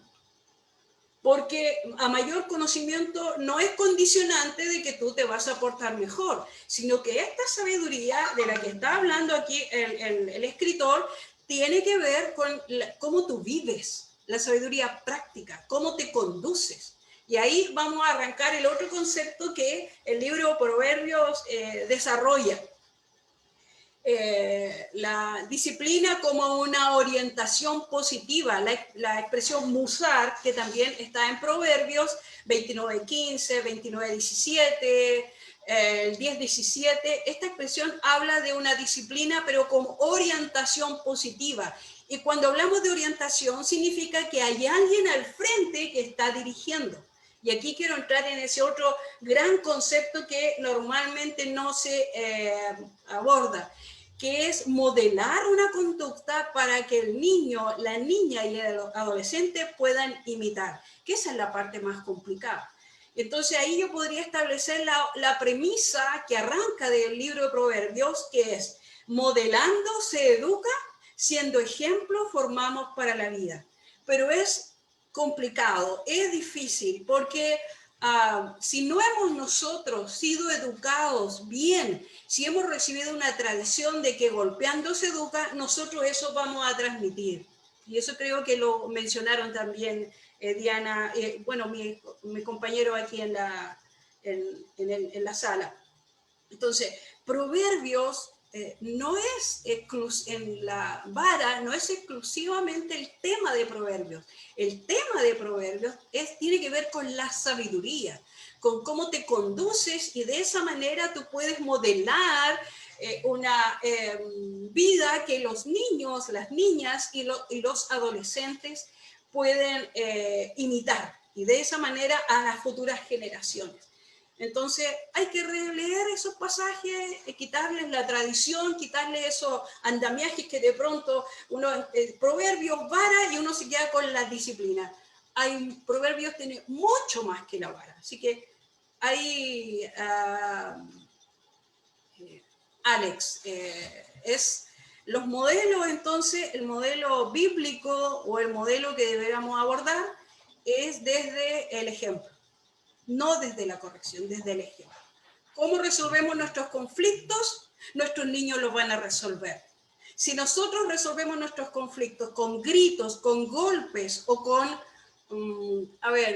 el látigo de la indiferencia, es que los mandamos al dormitorio o a un espacio y no le hablamos, no lo dejamos sentar a la mesa para que aprenda, ellos van a replicar esos modelos. Entonces, es un modelo más difícil, pero toda la escritura aborda este modelo, el modelo que nos dice, oye, Jesús, y aquí termino, con esto termino, Jesús cuando está en la última cena con sus discípulos, él abordó esto, dice, lo que yo hago en el lavamiento de los pies de los discípulos, ustedes hagan lo mismo que yo. Entonces, el modelo de educación es el ejemplo. Qué importante lo que comentaba y un poco lo que veíamos con la profe Diana y bueno, con usted en el diplomado con respecto al desarrollo afectivo, cómo se van repitiendo estos cánones, ¿cierto? No quiero hacer publicidad y todo, pero verdad que todos los que están viendo, están trabajando con jóvenes, les recomendamos el diplomado infanto juvenil de CEP. Se tocan todos estos temas con respecto al tema del crecimiento, el desarrollo, todo lo que va desde el punto de vista emocional, psicológico, que también es bueno también que los que trabajamos con jóvenes lo podamos también ver. De hecho, había un libro, lo voy a citar, no me acuerdo del libro, profe Diana, usted lo recomendó, lo que vimos en la última parte, en Psicología de Desarrollo 2, que hablaba también de la depresión, pero también habla muchos temas que lo estaba leyendo el libro, y hablaba también ahí el escritor de la necesidad de que los líderes de jóvenes también tuviesen ese conocimiento desde estos puntos de vista de lo que estamos tratando ahora. O sea, tener esa como, no sé si llamar expertise, pero sí tener eso, esa enseñanza en nosotros, esos conocimientos para poder también impartirlo a los chicos. Así que gracias, Pastora Juani, creo que quedó clarísimo con respecto al tema eh, de la vara. No sé si lo mencionó ahora, pero lo habíamos hablado también en nuestras reuniones de pauta, cuando, bueno, uno compra, ¿cierto? A veces una vara con el texto, ¿cierto? Para poder instruir a los chicos. Pero claramente, hermenéuticamente, ¿cierto? Se trata también de otra forma y lo explicó muy bien la pastora Juani. Claudia, bueno, ya queda muy poco para que terminemos este conversatorio. Entonces le quiero también solicitar ahí a los que nos están viendo que si quieren colocar ahí algún comentario o alguna pregunta, lo pueden hacer ahora para que podamos también responder a sus inquietudes. Eh, Claudia, desde el punto de vista, por ejemplo, de las violencias o los tipos de violencia que nosotros podemos ver, ¿cierto?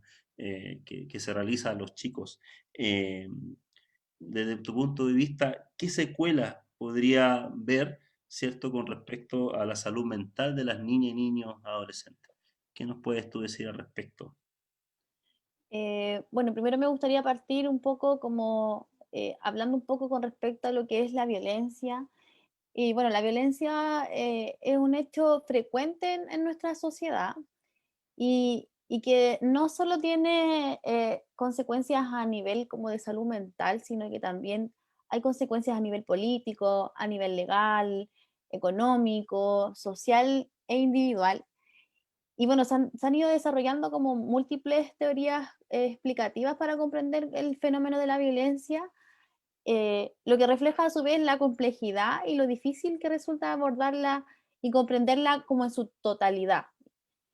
Y bueno, sabemos que la violencia se expresa de múltiples formas y maneras, desde, por ejemplo, desde lo más sofisticado y encubierto, hasta las formas más manifiestas y explícitas, y atraviesa todos los niveles de la sociedad, la cultura, los grupos etéreos y géneros. Y bueno, hay algunos estudios que han ido demostrando que la posibilidad de ser agredido en el hogar son 80 veces mayor que, por ejemplo, ser atacados por un extraño, poniéndose de manifiesto de esta forma una realidad que hace pocos años había sido invisibilizada, en parte por creencias y mitos culturales que restringían las intervenciones o la mirada en la intimidad de la familia, así como la aceptación de la violencia como una forma de resolución de conflicto, como decía la pastora, o como una manera de expresar las emociones. Entonces, se desplazaba el foco de la atención fuera del ámbito familiar, quedando este en el dominio de lo privado y en el silencio de las víctimas, de las posibles víctimas. Entonces, ¿qué define, qué sería el maltrato infantil? Entonces, el maltrato infantil se refiere a la violencia ejercida por el padre, madre u otros cuidadores hacia los niños, incluyendo el maltrato físico, el psíquico, la negligencia, la exposición a violencia y abuso sexual. Y bueno, todos los tipos de maltrato ponen en peligro o dañan la salud o emocional de un niño, así como su desarrollo. Por todos los, y por tanto requiere la atención y cuidado desde todos los factores o elementos que construyen la sociedad a nivel individual, a nivel, incluso a nivel más macro como cultural. Entonces, ¿cuáles son los efectos del castigo como un sistema, utilizándolo como un sistema disciplinario? El castigo físico tiene diferentes significados para las personas, incluso de la misma cultura, con una variación que puede oscilar entre la creencia que todo tipo de castigo físico es maltrato o que es un método de disciplina útil, si es aplicado moderadamente, ¿cierto? Hemos escuchado cuando, no, que le va a hacer una paliza, ¿no? Cuando si se ha portado mal, es necesario hacerlo a veces, no le va a pasar nada. Lo escuchamos y es parte de nuestra cultura. Y la disciplina y el castigo no son lo mismo, como mencionaba la pastora. No obstante, existen mitos culturales en los que se asocia la buena educación con la represión de la conducta y de las emociones de los niños. Entonces, los estudios demuestran que el castigo tienen el efecto inmediato de interrumpir la conducta inadecuada al niño, ¿sí? Si a lo mejor voy y le pego a lo mejor a un niño un palmetazo, probablemente él va a reaccionar y va a dejar en el momento inmediato quizás de tener la conducta inadecuada, de acuerdo a la percepción del adulto. Pero a mediano y sobre todo a largo plazo, sus consecuencias son muy desfavorables. Por ejemplo, podemos ir revisando como algunos puntos importantes con respecto al uso del castigo como método disciplinario. Es decir, que, por ejemplo, podríamos partir con que el castigo aumenta la tolerancia a la agresión. Es decir, a lo mejor ya después el niño va a estar tan habituado, por ejemplo, al uso de la agresión por los padres, que probablemente ya no me va a asustar una paliza, sino que y el padre que utiliza este tipo de mecanismo como el castigo físico, por ejemplo, psicológico, probablemente va a ir aumentando en su intensidad porque ya el niño no va a ir respondiendo a los niveles más, por así decirlo, menos complejos de agresión.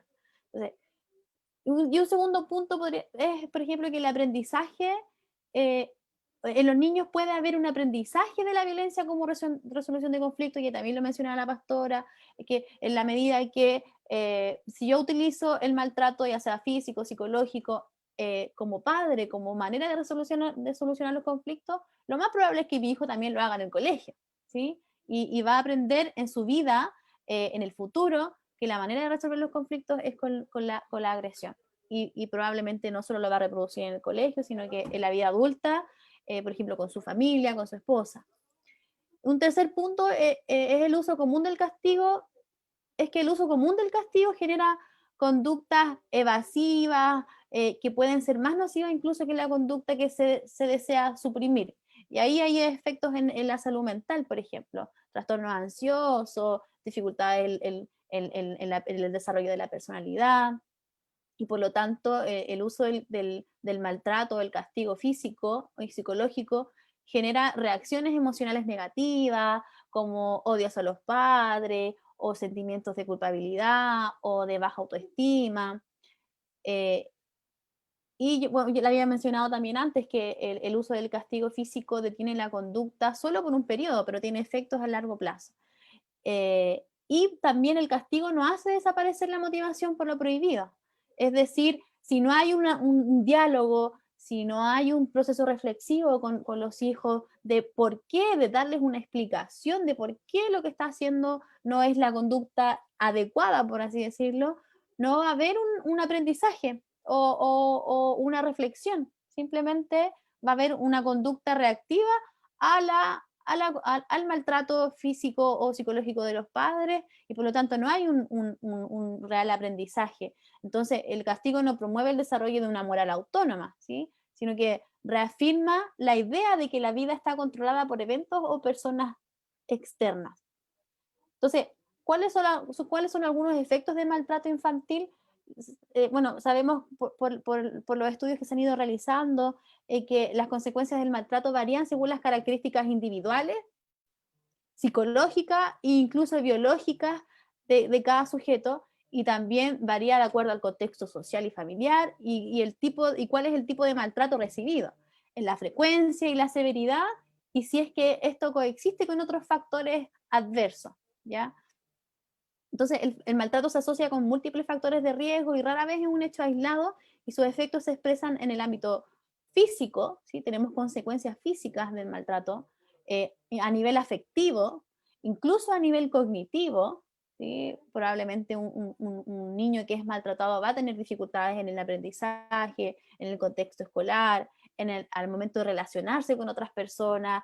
A nivel conductual también se va a expresar estos efectos, y también a nivel psicopatológico, y ahí incluimos lo que es la salud mental, y bueno, sabemos que hoy día en nuestra sociedad y sobre todo en nuestro país, los niveles de prevalencia de trastornos psiquiátricos en los niños es elevadísimo, y ahí podríamos ir pensando como cuál es un factor de riesgo para los trastornos psiquiátricos.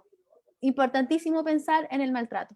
Entonces, las secuelas más frecuentes, ya como más desmenuzando un poquito más, las secuelas más frecuentes del maltrato, en los casos más extremos, por ejemplo, son cicatrices o deformaciones físicas, hay retraso y alteraciones del lenguaje, dificultades de aprendizaje, como lo mencionábamos, hay dificultades en la coordinación motora, hay somatizaciones, timidez y problemas de conducta, hay conductas regresivas, niños que, por ejemplo, que ya adquirieron la capacidad del control de esfínter, después hay un retroceso, por ejemplo. Incluso una de las secuelas también puede ser el intento de suicidio, las autoagresiones, a nivel de salud mental, trastornos ansiosos, estrés postraumático, incluso podríamos ir pensando como en trastornos psiquiátricos más complejos, dificultad en el control de los impulsos, porque también tiene que ver con esto de que la manera en que yo resuelvo los conflictos es a través de la violencia, abuso de sustancias en adolescentes, conductas agresivas y antisociales, baja autoestima e inseguridad, y también en los casos más graves también tenemos, bueno, algunos conceptos, por ejemplo, de trauma complejo relacional. Esto quiere decir que a nivel, o sea, el maltrato implica un trauma en el fondo, ¿sí? Y también, incluso si pensamos en casos más complejos, más lamentables, también podríamos pensar en la muerte. Hablamos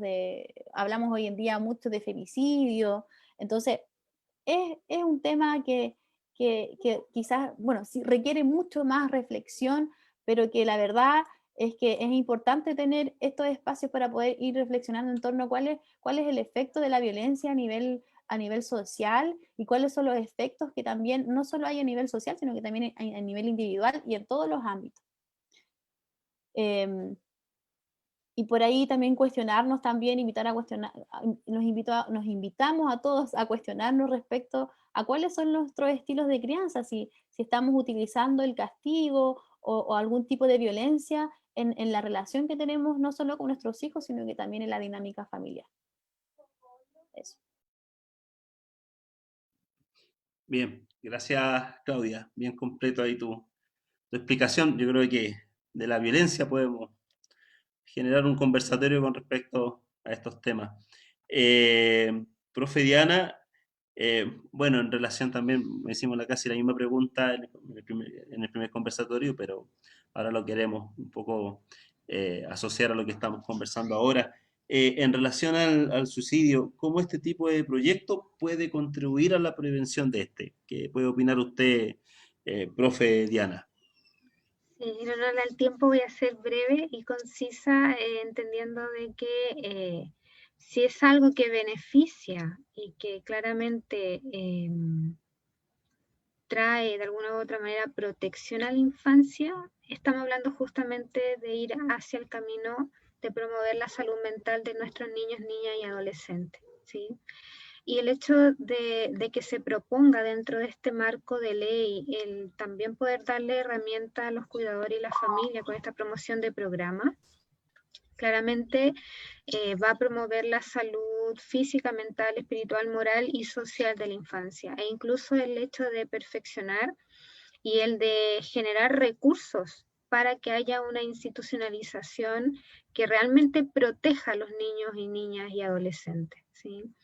Claramente el promover los derechos, liberando a nuestros niños, niñas y adolescentes de las violencias en todas sus formas, de las cuales Claudia hizo un resumen allí, claramente que los duelos crónicos que van ocurriendo al desamparo, en la negligencia, ¿cierto?, en los continuos abandonos, van a ir mermando, y claramente la solución ya no sería contemplar el suicidio como una vía de solucionar mi dolor, de solucionar mi sufrimiento. Que el niño o niña se viva desde sus derechos con la autonomía progresiva, claramente le va a proveer de herramientas para poder vivir saludablemente y pueda verse en un futuro como un adulto que constantemente está siempre yendo hacia el lado de un apego seguro adquirido, ¿sí? Entonces es muy importante, cada vez que hablamos de infancia y cada vez que aparezca el concepto protección, promoción, prevención, ¿cierto?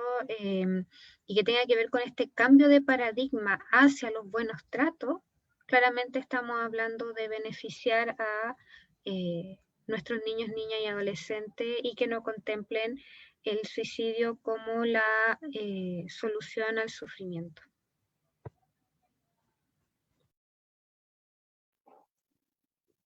Gracias, gracias, profe. Bueno, todos estos temas que hemos estado tocando siempre está como la línea de eso, o sea, eh, lo conversaban ustedes en sus intervenciones, o sea, cuando vulneramos también sus derechos, cuando los tratamos mal, no le damos la dignidad que se merecen, eso generalmente se va generando un tema emocional complejo. Lo hablo desde el punto de vista de afuera, ya no de la expertise que tiene cada uno de ustedes. Eh, y eso va generando algo en el corazón también de los chicos y que claramente posteriormente van teniendo ideas o ideación suicida, ¿cierto? Y eso es lo que nosotros buscamos también con Fundación. Poder prevenir, concientizar, también lo decía también Claudia, a todos los que trabajamos con jóvenes, a los padres. Son muy, muy importantes esta instancia y estas plataformas, ¿cierto? Nos ayuda a poder hacer este tipo de conversatorio. Eh, bueno, tenemos un comentario, nomás no tenemos más comentarios, pero sí habían varias gente que estaba mirando, a veces se iban, a veces volvían, pero después, bueno, este conversatorio después queda ahí en nuestra página y ahí lo pueden ver eh, con, digamos, con tranquilidad. De hecho, el primer conversatorio, después mucha gente lo vio, después llegó muchas opiniones muy positivas con respecto a lo que conversamos allá, así que esto queda ahí grabado y lo pueden ver más adelante. Eh, Mire, aquí tenemos una opinión que es de Romina Ulloa, una amiga de años. Ella dice lo siguiente, dice, hola Ale, sí es muy importante ocuparse de nuestros niños chilenos. Sename es una institución que hace años debió terminar. Han sido los responsables de la muerte de más de 100 niños. Hay una estadística, Víctor, de hecho ella lo mencionó antes que de la intervención de Víctor, de la cifra que él había comentado. Eh, por negligencia de ellos, ya por la entidad, digamos, Sename, es lo que comenta Romina. Han muerto de manos de sus mismos cuidadores de los centros de protección. Bueno, hace años pertenezco a una ONG de protección de la infancia, por eso conozco el tema de cerca. Víctor, ¿qué opinas tú de este comentario de Romina con respecto a estas negligencias que han pasado que ha pasado, digamos, del Servicio Nacional de Menores? Bueno, como te decía Alex, eso yo creo que es una culpa compartida a nivel institucional. Acá evidentemente existieron vulneraciones sistemáticas a los derechos de los niños en el Sistema Nacional de Menores, y hay responsabilidad directa de los funcionarios involucrados en los actos delictuales de Frontón, que hubieron redes de prostitución, redes de abuso sexual, redes de abastecimiento de drogas y alcohol, maltrato psicológico, físico, como también responsabilidad política de las personas que tenían dirección o responsabilidad directiva en el mismo servicio de las distintas épocas, los ministros de justicia, que eran los superiores jerárquicos directamente, y el sistema político en general, y por qué no decirlo también nosotros como sociedad, que teníamos invisibilizada una realidad, pero como sociedad preferimos seguir nuestras vidas. La sociedad civil miró hacia un costado mientras se seguían vulnerando los derechos de los niños, y día tras día nuestros compañeros, nuestros hermanos, nuestras familias veíamos cómo habían compañeros de curso que sufrían situaciones de abandono, vulneración. Yo en particular me ha tocado vivir en una comuna que es tiene mucho alto índice de vulneración de derechos, vulneración social, económica, y hemos visto cómo nuestros vecinos muchas veces niños sufren abandono y tienen que ser institucionalizados. Y entonces yo siento que es una falla del sistema, es una falla global. En ese sentido, los que cometen los delitos directamente, los funcionarios, como las responsabilidades políticas de todas las personas que han tenido que ver, tanto en los Ministerios de Justicia, del cual dependía el Servicio Nacional de Menores, los directores del Servicio Nacional de Menores, el Poder Judicial, que como decía yo, a través del informe GEL del año 2013 conoce las deficiencias del sistema y estamos a 2020, 7 años después, sin responsabilidades penales, sin responsabilidades políticas grandes en la materia, y todavía discutiendo un tema de sistema de garantía institucional hace 5 años. Efectivamente, la noticia fue rimbombante de que se acaba el Sename y es un avance en la institucionalidad, pero tenemos mucho que hacer para ponernos al día en los estándares internacionales sobre protección de derechos de niños, niñas y adolescentes. Entonces, efectivamente, lo que dice el comentario es así. El Estado tiene que hacer una declaración de responsabilidad, pero nosotros como sociedad también. Y es por eso que también es bueno participar en este tipo de instancias, en este tipo de conversatorios, porque es asumir que tenemos una deuda pendiente. Suena un poco individualista directamente decirlo, que nosotros como institución, desde la sociedad civil, que esto es una fundación, queremos preocuparnos justamente de un área, que es la salud mental de nuestros niños, niñas y adolescentes, pero es importante que también otras sociedades, como decía ella participa en una ONG de protección de la infancia. Como sociedad, muchos años también hicimos vista ciega de lo que está ocurriendo en nuestro país, y en la medida que también la sociedad civil haya más fundaciones, más organizaciones, más ONG, más emprendimientos desde la sociedad civil, es un avance también, y que el Estado también establezca un piso mínimo. Así es. Yo creo que si todos sumamos vamos a contribuir para una sociedad mejor y para unos chicos más sanos. Yo creo que sí se puede. Se puede si lo hacemos con dedicación, con cariño. Y bueno, y todos ustedes que están acá en el conversatorio tienen eso, por eso están acá, porque les importa, tienen ese corazón, digamos, de social hacia la dignidad del niño, de niñas y adolescentes. Así que bueno, le agradecemos. No tenemos, bueno, más comentarios, sí tenemos uno más que de Vicky Hernández, dice, linda hermanita Juan, eso dice. Me imagino que es su hermana, familiar, ya, le manda un abrazo también, pone ahí un bonito de un abrazo. Y bueno, y Ricardo, que un amigo, dice, salud y bendiciones, muy buena la charla. Así que bueno, le queremos agradecer a todos los que nos vieron, que invirtieron un tiempo, ¿cierto? Tuvimos cerca de 2 horas. Eh, Estos temas, la verdad, las cosas que son muy extensas, pero son muy necesarias para que podamos aprender más. O sea, imagínense, ya llevamos 2 temas, pero todo lo que es en torno a la niñez son mucho más. Entonces, necesitamos tener mucho más tiempo y instruirnos, ¿cierto? Con respecto a estas temáticas. Así que les quiero agradecer a cada uno de ustedes, profe Juani, gracias por su tiempo, por su conocimiento, igual, profe Diana, muchas gracias también por todo lo que impartió, y Claudia también, Víctor, amigos ya de tiempo, gracias también por creer en este proyecto, y después también dentro de todo lo que ustedes hacen en temas personal, puedan contribuir un poquito a este tema y invertir un poquito de tiempo para que construyamos, ¿cierto?, una sociedad mejor. Así que les mando un abrazo también a todos los que nos están viendo, y muchas gracias, y nos estamos viendo también para el próximo conversatorio, que ya en nuestras redes vamos a empezar ya a publicitar. Que estén muy bien, y bueno, y dejamos esta grabación para que lo puedan ver posteriormente. ¿Ya? Cuídense. Chao, chao. Se despide Fundación Resiliente. Que estén muy bien.